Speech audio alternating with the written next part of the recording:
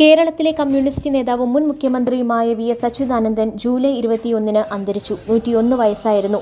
വേലിക്കകത്ത് ശങ്കരൻ അച്യുതാനന്ദൻ എന്ന VS. Achuthanandan 1923 October 20 തിരുവിതാംകൂറിലെ ആലപ്പുഴയിലെ പുന്നപ്രയിൽ ശങ്കരന്റെയും അക്കാമ്മയുടെയും മകനായി ജനിച്ചു.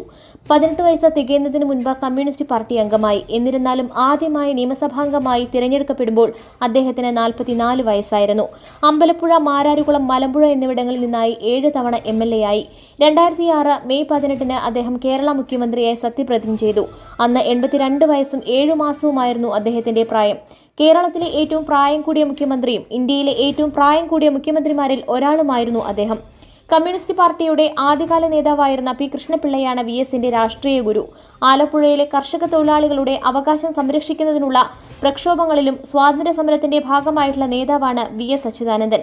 അദ്ദേഹത്തിന്റെ ജീവിതത്തിലെ തന്നെ നാഴികക്കല്ലായ സമരമാണ് 1946 നടന്ന പുന്നപ്ര വയലാർ പ്രക്ഷോഭം. അദ്ദേഹത്തിന്റെ നിര്യാണത്തോടെ കേരളത്തിന് അതിന്റെ ഏറ്റവും ഉന്നതരായ രാഷ്ട്രീയ നേതാക്കളിൽ ഒരാളെ നഷ്ടപ്പെടുകയാണ്.